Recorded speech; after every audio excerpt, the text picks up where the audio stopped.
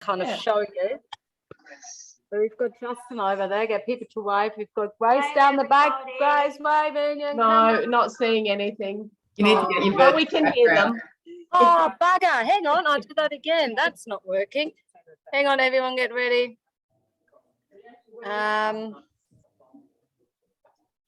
So just to explain. It doesn't look as fast. There you go. So do it again. There's Justin. Down the back is Grace. Curtin University opted for a bit of an in-person symposium today. So good to see a few people there. Hi, Catherine. Okay. So let's get back to our session then. We've got 2 papers in this session. And we're going to actually start with Christoph. So Christoph, are you ready to go? Yes, I'm ready to go. So I'll just share my screen quickly. Sure. Just confirming you can all see that. Yes, Yeah, all good. Great. Cool. I'll give you a 2-minute warning, it'll pop up. Thank you. Afternoon, everybody from Gayamagal land on Sydney's North Shore. My name is Christoph. I am studying a Master of Strategic Communication at the University of Technology, Sydney. I have a Bachelor of Commerce in Politics, Philosophy and Economics from the University of Cape Town. And I'm currently the campaign and research lead for a national primary prevention of sexual, domestic and family violence project. I found my way into communication quite by chance, having started out in sort of oil and gas, forensic accounting, and it's a real great pleasure to be working and doing research and studying in this space rather. Just to say, this is the first time I'm presenting a paper at anything like this, so I am feeling quite nervous. So to talk, today I'm going to be talking through, I'll be giving a brief introduction, of course, talking about the theory I've used for my paper, or that I've referred to, the methodology, ethical and practical and legal, and then of course the findings at the end. Just like I said up front, I'm on Gayamagal land. I want to acknowledge elders past, present and emerging. This is unceded, stolen Aboriginal land. It always was and always will be Aboriginal land. So my paper basically followed from a series of media coverage. There was media coverage that resulted from erosion at Wombrel Beach on New South Wales Central Coast. So a series of storm events over the years have caused significant damage to homes along Wombrel Beach on the Central Coast. And media coverage of the 2020 storm event indicated an impasse between residents and Central Coast Council.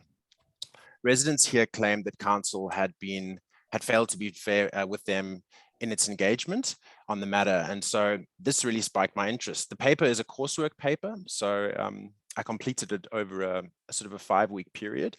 So I was really limited with the amount, with the sample or the fieldwork that I could do. But having worked in local government in the past, I was really interested in the way that governments or local governments specifically use communication during times of crisis or natural disasters to engage with residents. And given that residents through the media were claiming that the Central Coast Council had not been fair, I felt that it was really important for this research to take place. So the research questions, this research examines the interplay between local government legislation, which I'll speak to in a little while, engagement, of course, and community issues. And so the research questions are, how has council practiced ethical or dialogic engagement on Facebook? What is the nature of online audience word of mouth communication on council's Facebook page? And how has council's engagement been perceived by residents? So the theories I'll be referring to, or I've referred to in this research, are a theory of dialogic engagement by Kenton Taylor 2014 and Berger 2014 word of mouth theory. Just a recap on the dialogic engagement. So the specific elements of the theory that I referred to in my analysis are the 5 components of engagement. So Kenton Taylor suggests that dialogic engagement should take place because it enables organizations and stakeholders to interact, fostering understanding, goodwill, and a shared view of reality. And so those are the 5 key components that I really tested in conducting my analysis of the engagement by Central Coast Council with publics. And just important to note for me anyway, that engagement represents a 2-way relational give and take between organizations and stakeholders with the intended goal of improving understanding among interactants. So I really wanted to test if Central Coast Council were practicing these components, or that I could at least identify these components in practice in the engagement between Central Coast Council and residents. The word of mouth theory, 2014 by Berger, 5 key functions: impression management, emotion regulation, information acquisition, social bonding, and persuasion. And as importantly, motivations are predominantly self-serving and drive what people talk about even without their awareness. And the reason why I wanted to look at word of mouth specifically on Facebook was to assess whether there were opportunities for for council to be able to engage in dialogue with residents. Were publics providing opportunities in the way that they engaged with council for council to be able to respond and engage with residents? And indeed, the findings found that, of course, there were, and that council mostly didn't respond. This is a quote from one of the interviews that I conducted. There's no transparency, there's no clear discussion, there's no communication channels. Let's look at the methodology. To explore the research questions, this study comprised a mixed method approach of qualitative and quantitative data collection and analysis. So there was content analysis of 23 posts by council and 800 replies from residents and publics on council's Facebook page. This study considers posts by council on its Facebook page that refer to erosion at Wamberal Beach from 1 to 31 July. And this study also considers audience comments and replies by council on said posts. I use a priori coding from Berger's word of mouth theory, and then emergent coding from the analysis of the sample. I will say that because I was the only one doing the coding, and because it was such a short turnaround period for this paper, I wasn't able to ensure intercoder reliability because I was the only person conducting the coding and doing the analysis. For the qualitative data, I did 3 key informant semi-structured in-depth interviews and identified through a mixed method approach, purposive and snowball sampling those 3 interviewees. There's a bit of, yeah, thank you. Just the legal framework. So in terms of Section 8A.3 of the Local Government Act, councils should actively engage with their local communities. And furthermore, councils should act fairly, ethically, and without bias in the interests of the local community. So that's what the legislation requires of councils. And my findings were, from the content analysis that I conducted, there was insufficient evidence of dialogic engagement by council. So effectively, for all the opportunities that residents or publics provided council to respond on Facebook, council chose for the most part not to respond at all. In terms of word of mouth theory, venting was the most common motive, followed by sharing information and requesting information from council. Just looking at the findings of content analysis, so the coding table here on the right, and you can see the word of mouth motives largely E1, which is venting, and then you've got your information acquisition section I1 to I3 over here. So really opportunities for council to respond to venting, and then of course for information acquisition to provide that information. And from the 23 posts that council posted and the 800 audience comments, council replied to approximately 5 of those 800 comments. And when publics are asking for information or venting on a Facebook page, surely council has a responsibility and it's required by law to engage fairly. And council in this case chose not to. Berger 2014 suggests that venting is expressing anger, which may help people feel better. Publics expressed clear anger and frustration about the cost of remediation work. So the remediation works that took place after the erosion at the beach, that is a number of sandbags and rocks that were put in place. That council acted too late and that council fails to respond to queries that public money should be spent more equitably and that people should not have built their homes there to start with. One person said, "No reply to my letters, so very rude. Council needs to listen and do something." Another person complained, "Wow, it would have been great to do this 30 years ago, angry face." Berger also describes how people who struggle with a particular problem turn to others for assistance. The most prominent request for information was around the cost of the remediation works. In this way, it seems that residents perceive council's expenditure to be an issue and wish to seek clarity on the matter. A resident asked, "Tell me, who's footing the bill for this?" And another queried about erosion at another nearby beach. Again, council chose to respond to none of these. So it really wasn't possible to make a finding in terms of research question 1. How is council practicing ethical engagement? It's not possible to make that finding because there is no evidence of ethical engagement. Dialogic engagement. Then for the interviews, the emergent themes: political agendas prevent council from engaging fairly with all publics. Council's communication systems and processes are flawed, and council purposefully communicates in such a way that misinformation is rife and creates conflict between residents. So these are some quotes from the interviews. I'll just dive into some of those findings just to speak to some of those themes. Specific mention was made by the interviewees of the ways in which the mayor and the deputy mayor create an environment in which communication is not prioritized. There was wide consensus that council's political leadership is out of touch, insensitive, and generally absent at crucial times, and that this directly influences the way in which council staff interact and engage with communities.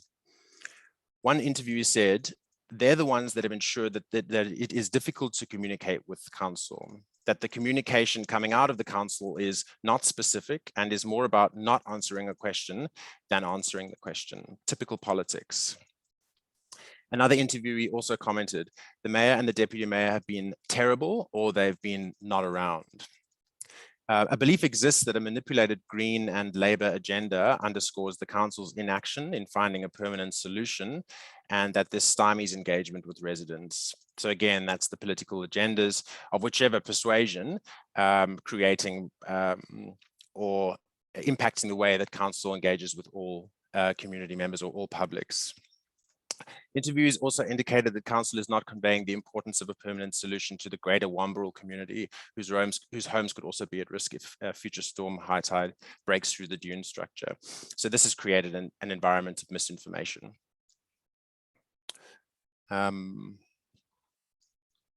Yeah, so effectively, those themes that emerged that I mentioned earlier on suggest that residents' perceptions of council's engagement are that council's engagement is almost non-existent. And if it does exist, that it's with a specific agenda in mind, which is a huge departure from what the law requires of local governments.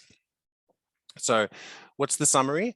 The majority of publics use council's Facebook page to regulate emotion, seek information, and express concern. There's a distinct lack of evidence of ethical engagement by council, particularly on Facebook, but also in the perception of residents or publics who I conducted interviews with. Residents perceive council's engagement to be unreliable and at times non-existent. Council does not adhere to the 5 components of engagement as outlined by Kenton Taylor, and in no particular, and no element, none of those 5 components was I able to assess being present in any of council's engagement, certainly with the analysis that I did. And that council seems to avoid attempts at dialogic engagement. So for voices rarely heard, where residents are expressing concern, council simply avoids, ignores, or suppresses those voices, particularly at times of strife. So in this instance, a natural disaster, their voices were simply just not heard and not acknowledged. So it indicates a distinct gap between requirements of local government legislation and the actions of the Central Coast Council. The voices are disempowered by council's actions, despite legislation aiming to prevent this. Local government, which is supposed to provide services to all publics, is seen to be obfuscating its legal duties. And so some of the questions that have followed on from this, for me anyway, is how is legislation protecting public's voices if this legislation in this instance is not doing so?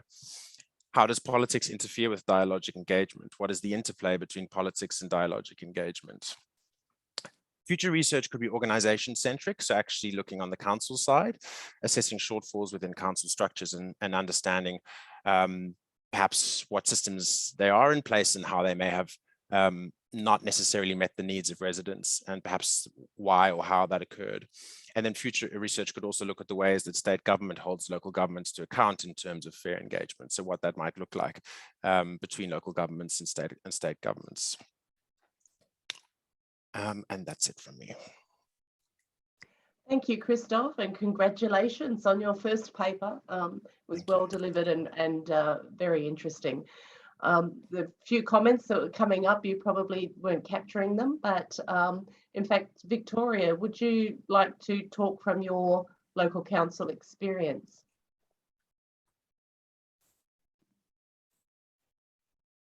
Yeah, Christoph, that's fantastic work, and well done on your Thank you. presentation. Yeah, so the challenge has always been, I used to say I had a imprint of a brick wall in my forehead from 15 years in local government, and the work trying to advocate for genuine engagement, you know, devised social media policies, looked at community engagement strategies and policies actually implemented in the council, and it was always this battle about an understanding and awareness, or more importantly, it's a legislative requirement in the Local Government Act, but it doesn't mean genuine engagement in what we understand it to be. Yeah. And there's no recourse. So I think the future might be something along the lines where we have this, you know, this more activist and empowered community that will demand councils change their practices. That's my hope. I hope that might be something that your research might continue to discover. So good luck with it, and I hope you continue it, because it's really important. Thank you. Thanks, Victoria. Is there anyone else that would like to add anything? Because our next paper is a community voice, but it's a different bent. So Kate, I think. Hi, really interesting presentation. I actually used to work for Central Coast Council and the Local Government Association, and was a resident. So it's a very I think you nailed a lot of issues that do arise in local government. I am curious though, because I guess there's been a very interesting time on the Central Coast because they've had amalgamations. So they actually amalgamated two very large councils. And I think obviously there's been a lot of issues happening with the with amalgamating all these essentially two teams. And so I'm curious whether that was considered, like the fact that there was so much tumultuous activity happening with the merging of the two organizations. Yeah, so I did read the papers on the amalgamation, and the amalgamation happened, in my understanding, it was finalized in 2016. Yeah, but there's actually, so at present, there's a they've actually pointed out that there's been huge problems and it's gone into administration. So, and I do think it's actually been the merging of the two teams. So, okay.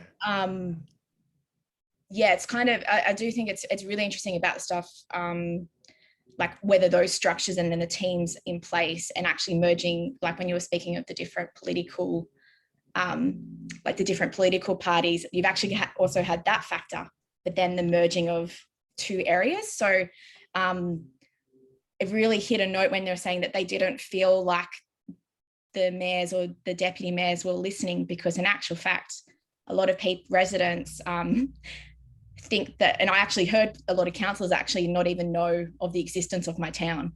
So it's like, I think you really nailed some of the, those main sentiments in the community with that research. Yeah, and that's why I feel like future research could be organization centric. So we could actually start looking, like I think research look into the reasons behind why the Central Coast Council, you know, it may be political agendas, but it might also be the fact that that they don't have the necessary capacity, or the resources are inadequately applied. Yeah, so I do know about the merger, and I think that alone is probably a study, something to study. The research, the impact of mergers at local government level on communication with residents or with publics. But yeah, it's a really good point. Absolutely. Well done. Thanks, thank you. Thanks. And Christoph, I encourage you to go back over the chat room. There have been quite a few comments coming in about your paper, so go and have a look at those. Thanks, Leanne. Thank you. Thanks, everyone. So we'll move from one form of resident to another form of resident. Very keen to hear about the quokkas. So Catherine and Katerina, are you ready to go? We are. We just need Renee to turn off the volume, and we need permission to share our slides. Yeah, I think Amy has done or is doing that. Yep. You should be all good to go. Okay, work that out. Renee, I'll do it. I'll do it.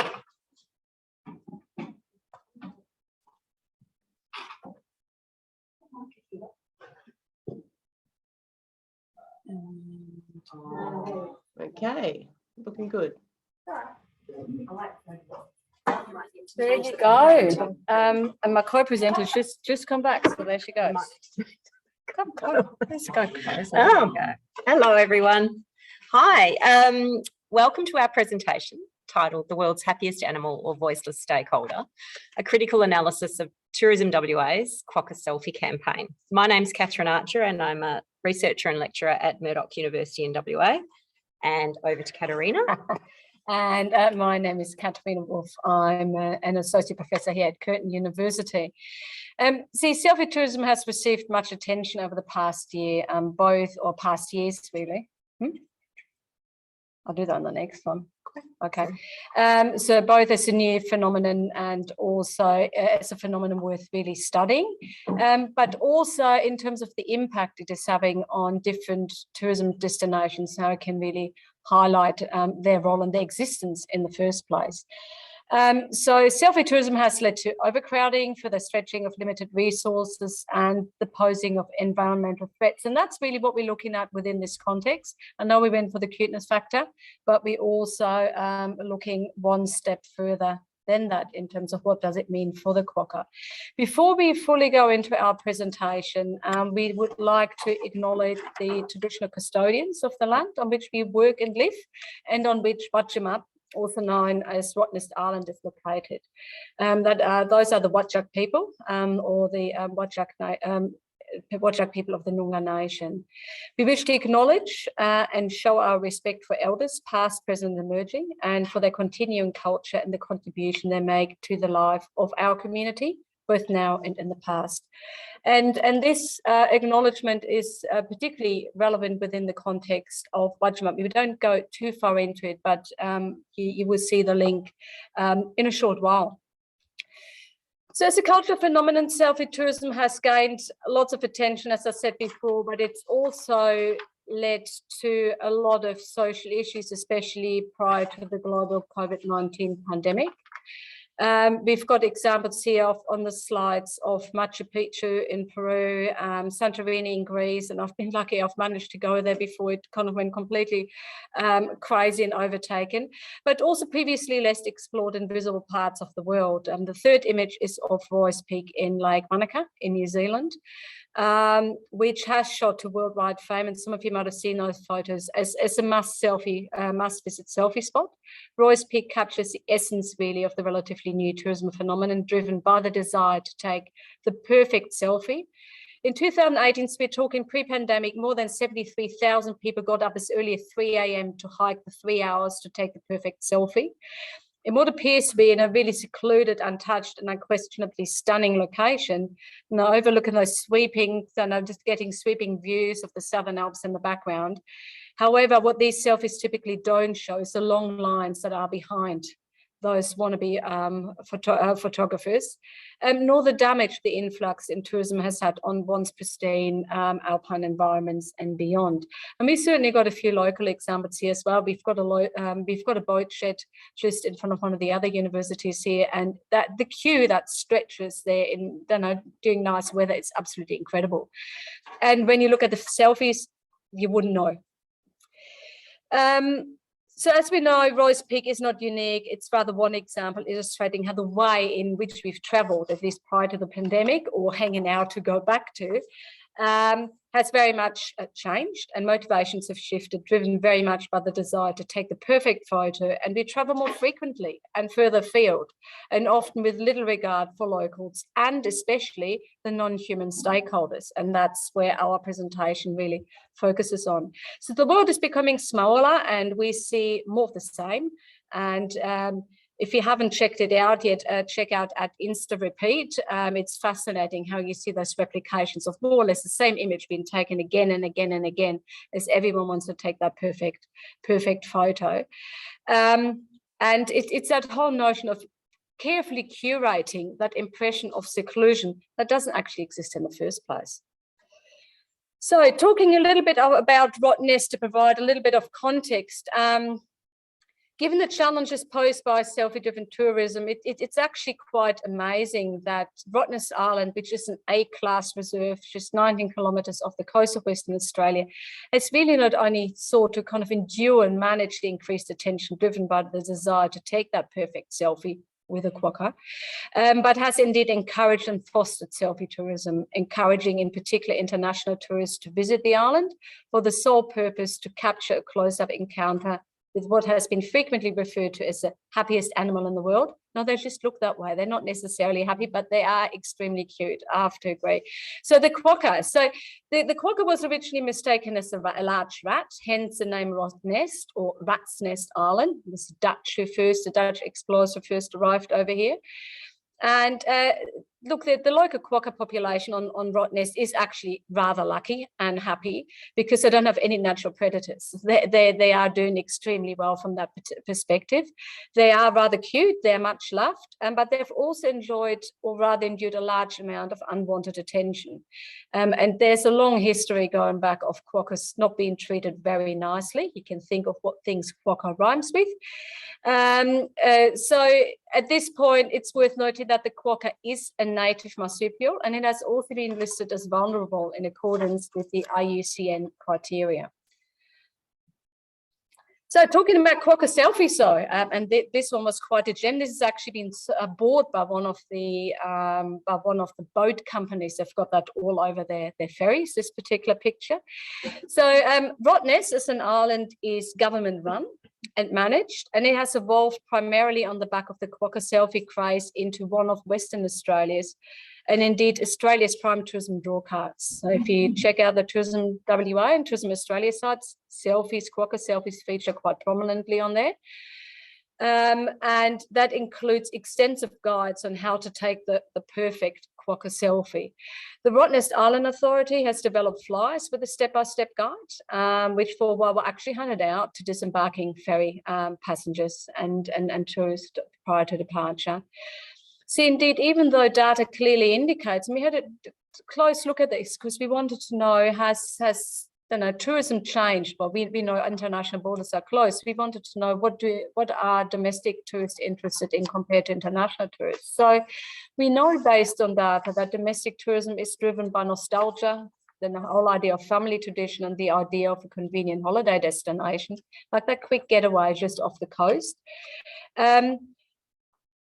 The quokka, alongside quokka selfie merchandise, as you can see down there, I took that photo just a couple of days ago, continues to play a central role even in pandemic tourism marketing efforts. And that's at a time international travelers are actually effectively locked out of the country, can't come in.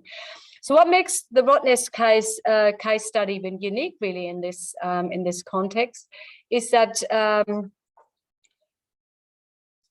that's what we're encouraging further reflections on the definition of stakeholder. And the West Australian government has proactively really encouraged that selfie tourism element as part of a rigorous long-term tourism campaign featuring Australian and international celebrities taking photos with a small marsupial. So what they've actually done is they've reached out to a range of celebrities and encouraged them to come along and take a photo.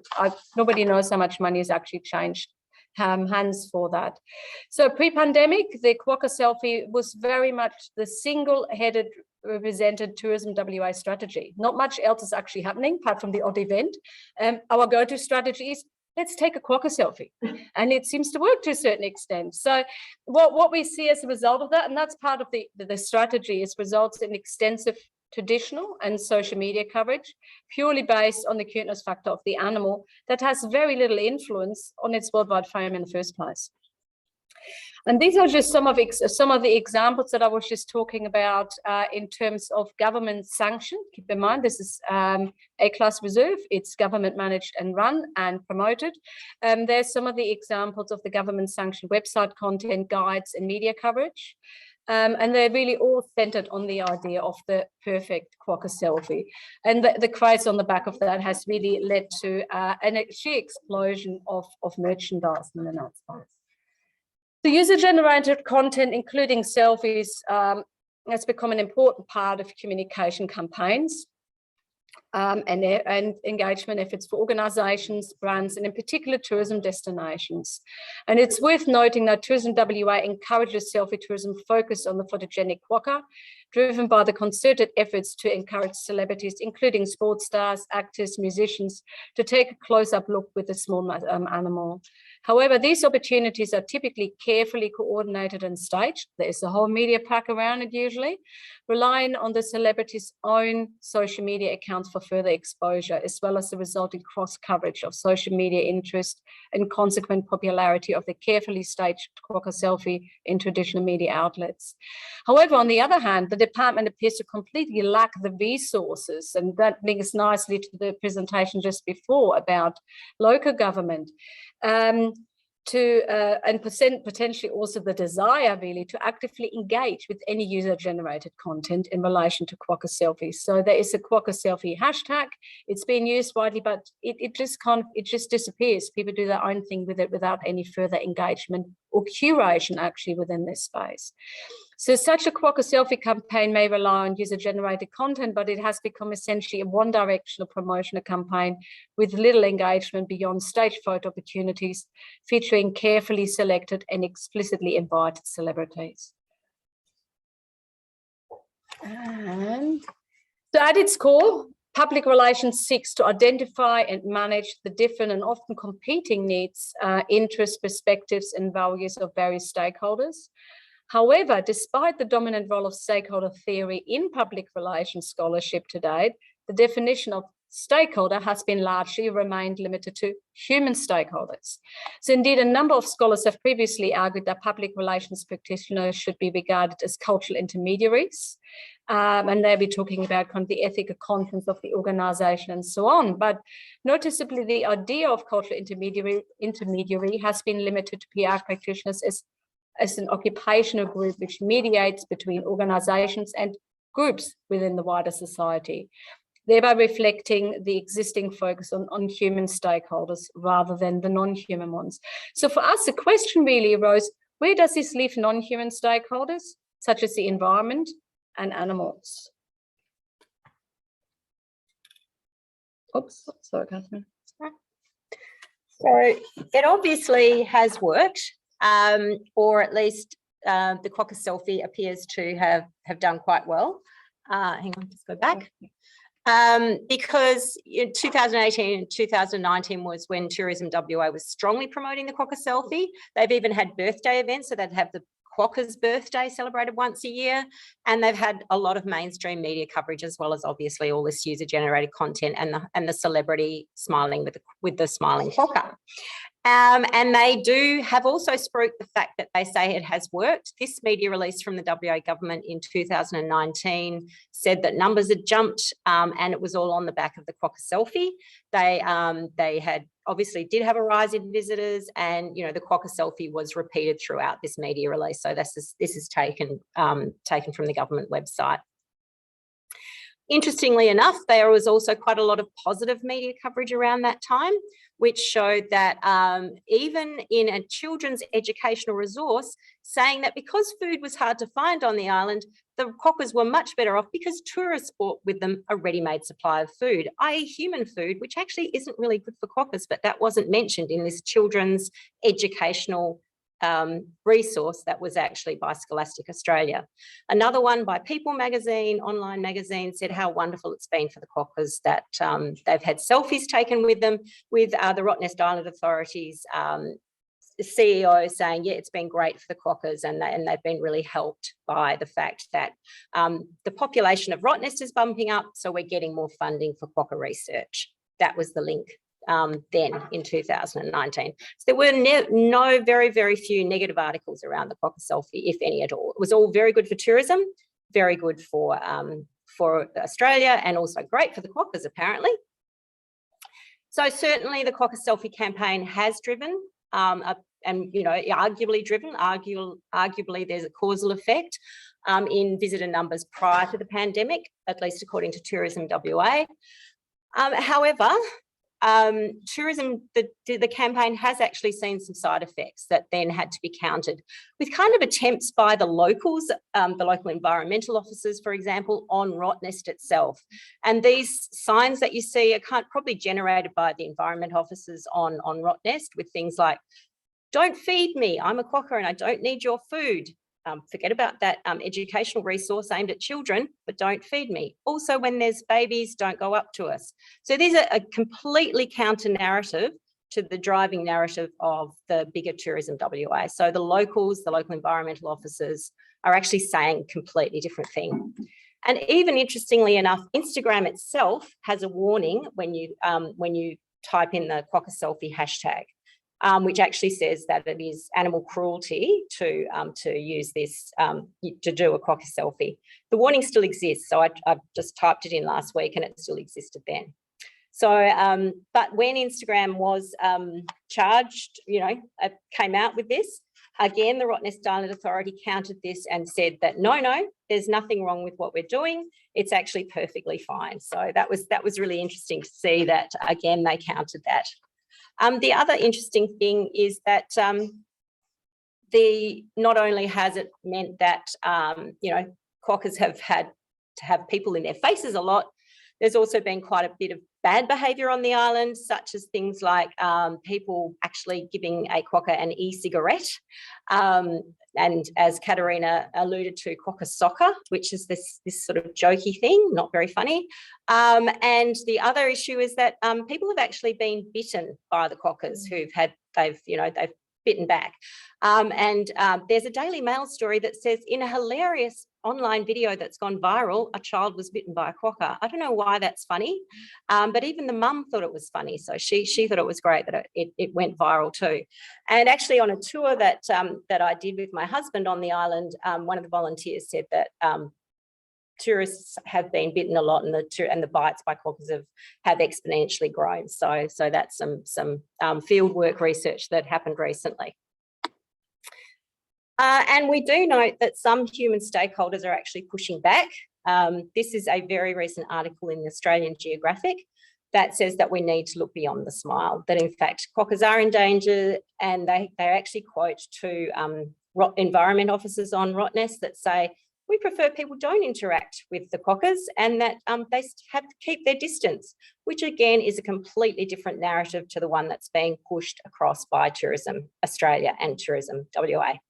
Even in the last month, there was a new tourism campaign aimed at Singaporeans that had a picture of a Singaporean with a quokka smiling. Whether or not it was photoshopped, we don't know.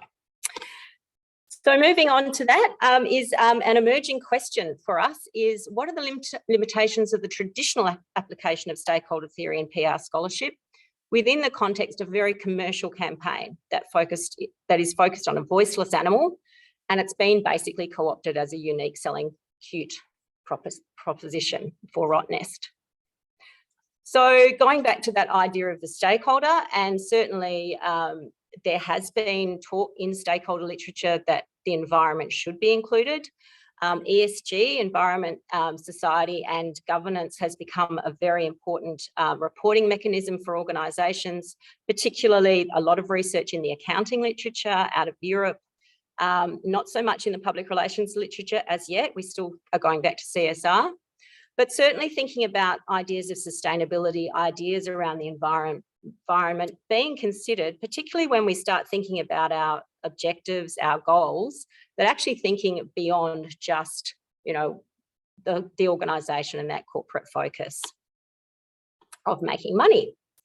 So Katerina also has just been at Wodgumup on Monday, and cultural immersion and field research, very important. And certainly it is a very important cultural site for Aboriginal people.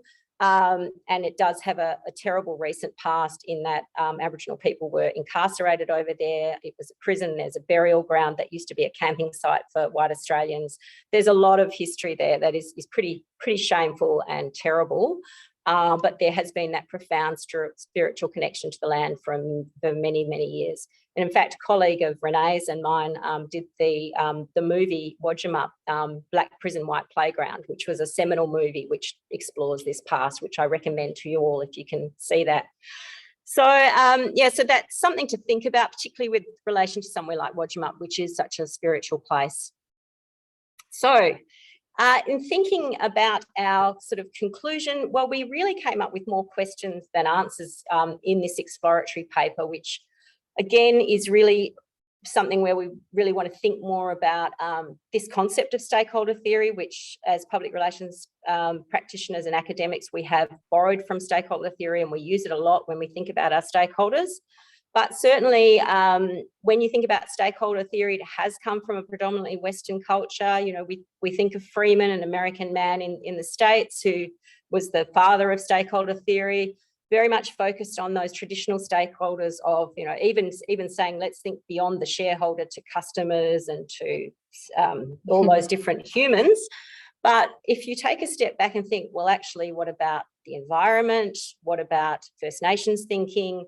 What about the animals? All those sorts of things. And perhaps we need to expand our listening beyond those who can talk, who may have small voices, to those who can't actually speak at all.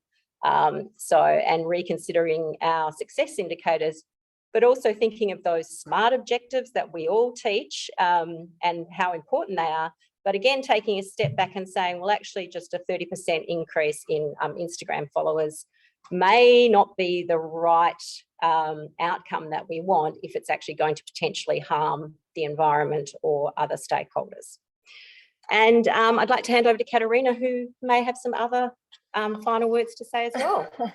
No, just in wrapping up, I find the Aboriginal Australian link very important, because we're talking about a site that's been very much recognised as having nature, animals, humans, and even bacteria in the ground all living in harmony and actually recognising how everything works together. And I think in terms of kind of modern business objectives, we've forgotten that. Also on the back of a really successful measurement month that we've kind of literally just wrapped up 2 days ago, questions really emerged, as Catherine just indicated, in terms of objective setting, but also measurement. Is it about short-term outputs? Is it about short-term traction and likes? Or do we actually need to look that step further to actually visitors? And the link, because that link hasn't actually been measured. Yes, there's been increase in visitors. Yes, there have been selfies, but are they actually connected? That hasn't actually been tracked according to interviews we've run with the Rottnest Island Authority. So I think we need to actually look further, and there's, from our perspective, a call really on the wider scholarly community, but also at industry, to the practitioners out in our industry, to really reconsider how we set objectives and what we actually want to measure, and to look further afield. But that's basically from us, and we've blatantly exploited the fact that we've had more time in this particular presentation slot, but there's some references from our end as well. Thank you very much, Catherine and Katerina. Here and then. It's so what a great opportunity to have cute slides as well. Certainly not short of images for your presentation. Thank you. We did have some extra time because we had a late withdrawal from our program. So we still have a couple of minutes if anyone would like to engage with Catherine and Katerina's quokka research. There's certainly been a few comments. I'd just like to declare it wasn't field research on Monday. I might call it that. It was actually a cultural immersion trip, which is part of our RAP plan here at the university. Yeah, sure, so yeah. It was actually it was an educational trip and training I did. So I wasn't just hanging out on the beach. Yeah. I was going to call my current trip that I'm on is a bit of field research, just trying to find the link. But yeah, thanks. I've got a question. It's coming. It's walking across the room. A local. Hi. Hi. I do have a question. This sort of discussion around animals and the environment as stakeholders has been going on for some time, and there's not been a lot of research into the area until now. One of the questions that I've always had in my mind is, at what point does the PR practitioner become the advocate for the non-human stakeholders? So, and how does this really, where is the line between advocacy, communication, and how does that sort of... That whole idea of ethical guardian again, isn't it? So between cultural intermediary, ethical guardian, so where's that responsibility? Where do we fit in? And it comes back to the role public relations has to play in society. Do we have that responsibility? And I like Prue's comment in regards to future generations. And I think that's a really valid point, because we've seen that now. We've seen successful cases that are actually being brought to the courts where young people argue they have the right to be protected and generations after them. So yeah, that's a very valid point. And just on that point, 10 years ago, it was let's drive numbers to Rottnest, still even 5-6 years ago, whatever.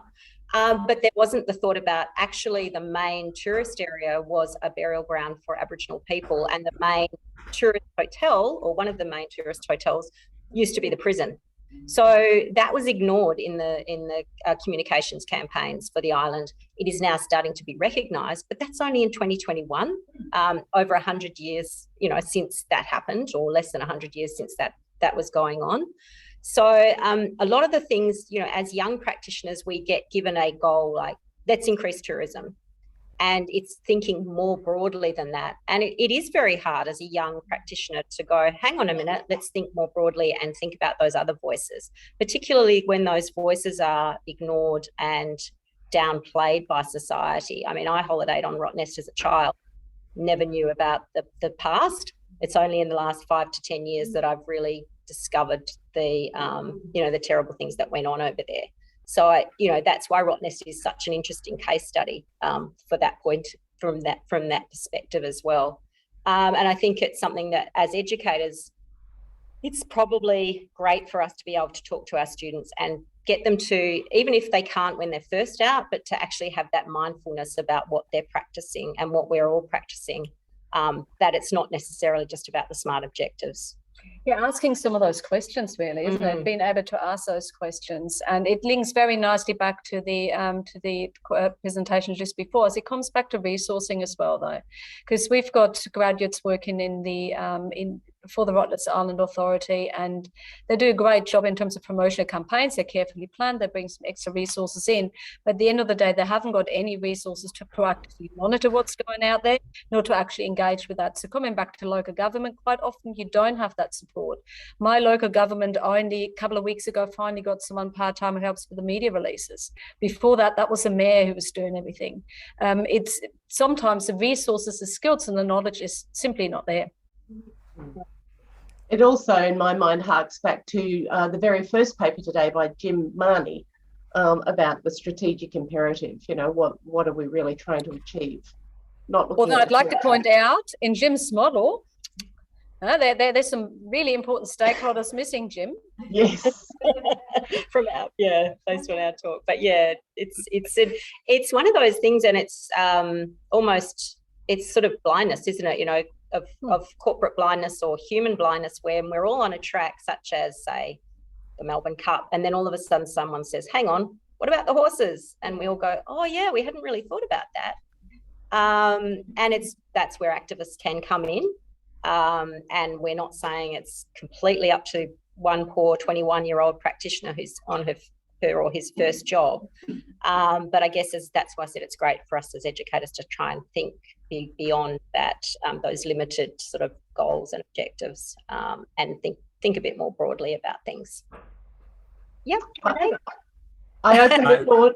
I opened the door to Jim, so I think we better let him in. Oh, no, come over. Yeah, I'm queuing up another question. I was just going to say that I would classify biting quokkas as activists. Yeah, I good on them. Good on them. It's like all the power to the quokkas. Like, get that bit back. So my question is, so does that mean that when we look at SMART objectives and things and the curriculum forward in our sphere in terms of PR communications, we should also include things like, the SMART should include the ethics domain as well as the sustainability domain, so that the students then can actually think about, when they're doing the business, it has to contain those elements, because we cannot do without them now moving forward. Even the cultural sensitivity, because we teach that. But in terms of the business objectives, it's not just business. It has to be ethics. It has to be sustainable. Yeah, we still see that big focus on outputs, where everything is just about quick and that's what we've seen from definitely in this case from the government. Yeah. All the ministers really interested in is likes. How many people did like that particular photos? How far did it go? Did it get us some media coverage? Have you got a few good story to talk about? But we're actually not talking about outcomes. We're not talking about impact. We're not actually talking about the bigger picture. It's all about the here and now. What can be measured very quickly? And that's the case with lots of government communication. And in some of the work I did for my PhD, I had senior government communicators saying, we have a strategic plan for the department, but we get stuffed around by ministerial staffers telling us to do today's job, it's today's politics. Don't worry about the long term. Yeah, that's the whole utopia satire, which is so close to the truth, isn't it? Unfortunately, absolutely. It's about the next launch. It's about the next media bite. Is it coming? Oh no, are you I'm just talking about the old. I got all excited. Sorry, I hear utopia and I get excited. Okay. Sorry, I think Frank has been trying to get a word in edgeways. Is he still with us? Yes, I'm here, Leanne. Thanks, Frank. No, it was just an observation in terms of, with the whole selfie phenomena and the individual nature of that and the buzz that comes from that. It then you've got this cognitive dissonance that between the message, there is a placard that says don't feed the animals or don't get too close to them. But the social media phenomenon has conditioned people to do exactly what's not required, which is to get too close to the animals. And so you're then having to look at a behavioural change, changing behaviour that's become very, people have become conditioned and that behaviour is ingrained. So it's a real challenge in that space. Even on the island, there's cognitive dissonance. So there is one big sign that was a little bit behind placarding near the main coffee area that said how to take the perfect selfie. And then you've got these other little signs around saying, don't feed them, don't get too close, that were obviously erected by the, probably by the environment officers. So there's this main push by big money to get you to take a selfie and come to Rottnest. And then there's these sort of smaller voices saying, don't take a selfie, just take a nice photo from a distance. So which one are the tourists going to do? They're going to take the selfie because that's the dominant discourse. I agree with you, Frank. And it gives you yeah, go for it. I was just going to say, you've got a static sign and then you've got a device on your hand that's giving you positive feedback all the time for what you're doing. And not just that, you've got all these people pinging you going, where's your selfie? Where's the photo of the quokka? I put some photos up just of the island and the view, and I straight away had a colleague over in Germany pinging me going, where's the quokka? It's that expectation that's automatically there, and we are socially conditioned. The assumption is automatically there. You go to Rottnest, you take a quokka selfie. And I'm always amazed who actually takes them, people I wouldn't expect to, but it's become the norm. Yeah. Can I ask a question? Yes, we have to move on after that, Marion. Yeah, okay, just a quick one. I wondered whether the use of that strategy has enabled previously people who would not know about the history of Rottnest to learn about the history. Is it a channel that, maybe an accidental No. result? No, the history of the island is very whitewashed, literally. And it was interesting when we were here, and Justin is nodding as well. When you go there, you hear the story firsthand. You hear what happened, and then you look at some of the signage, and it only tells you a fraction of what was happening. You've got somewhere where you arrive where people were basically kind of squeezed together in an area without any windows, without any air, without any food, and all it tells you this was a boat shed. It's still very whitewashed, so there could be an opportunity actually leading on to that, but the government has actually been pushing back on any kind of reconciliation, greater education and so on. They want the happy family kind of image rather than the more recent and then even the longer past. It's better than it was. I mean, the museum does tell the story, and there is a couple of photographic stories, art around it. But it's certainly, yeah, there's still a lot of whitewashing that But it's a goes on. spearhead rather than, Yeah, so it is definitely better than it was, because they have cordoned off what was accommodation, tourist accommodation up until 5 years ago, but previously was the prison. So yeah, 2 years ago. 2 or 3 years ago. So long way Okay. to go, but yeah, and you know, some people do take that message on if they're open to it, but a lot of people just go over there, go to the beach, have a beer at the pub and take a selfie.